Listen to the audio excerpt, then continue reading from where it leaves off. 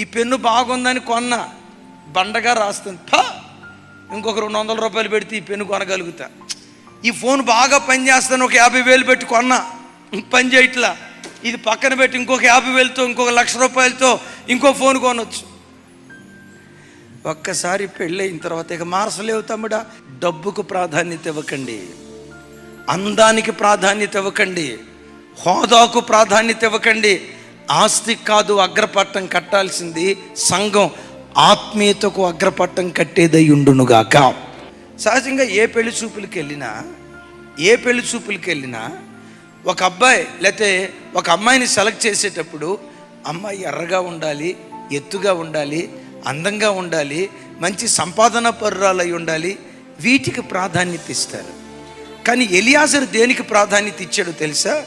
ఆ అమ్మాయి నాకు నీళ్లు పోయాలి, నాతో పాటు వచ్చిన ఒంటెలకు నీళ్లు పోయాలి. ఇది ఏది చూపిస్తూ ఉంది? ఒకటి, ఆ అమ్మాయి కష్టపడే తత్వం కలిగింది అయి ఉండాలి. రెండోది, ఆ అమ్మాయి దయాగుణం కలిగింది అయి ఉండాలి.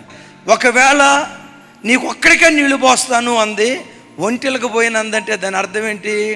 అమ్మాయి కష్టపడేది అంటే మా యజమానుడి ఇంటికి రాబోయే కోడలు ఎట్లుండాలి? కష్టపడేది అయి ఉండాలి. రెండవది, ఆ అమ్మాయి దయాగుణం కలిగింది అయి ఉండాలి. నీకు నీళ్లు పోస్తా కానీ ఒంటెలకు నీళ్లు పోయిను అని అందనుకో, దాని అర్థం ఏంటంటే రేపు అమ్మాయి అబ్రాహాం ఇంటికి వచ్చిన తర్వాత కూడా ఇస్సాకుకు నీళ్లు పోస్తా కానీ అబ్రాహాంకు నీళ్లు పోయినంటది.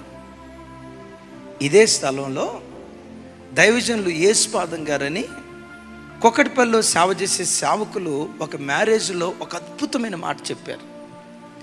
కుటుంబ వ్యవస్థలో బంధాలు బాంధవ్యాలు చక్కగా ఉండాలంటే ఇదిగో వినండి, పిల్లలను పట్టించుకున్న దానికంటే, భర్తను పట్టించుకున్న దానికంటే, వారితో పాటు ఆ ఇంట్లో ఉన్న అత్తమామలను పట్టించుకోవాలి.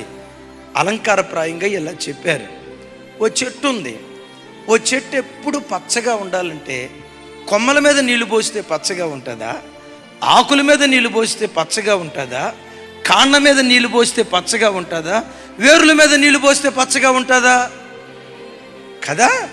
ఒక చెట్టు పచ్చగా ఉండాలంటే వేరుల మీద నీళ్లు పోయాలి. ఆ కుటుంబ వ్యవస్థకు వేరు లాంటి తల్లిదండ్రులకు నీళ్లు పోసేదై ఉండాలి. తల్లులారా, మీకు దండం పెట్టి చెప్తున్నా, వేరులకు నీళ్లు పోయండి. భర్త పట్ల దయ చూపండి, పిల్లల పట్ల దయ చూపండి. ఆ కుటుంబ వ్యవస్థకు ఆధారమైన వేరులకు కూడా మనం దయ చూపే వ్యక్తులుగా ఉందుముగాక.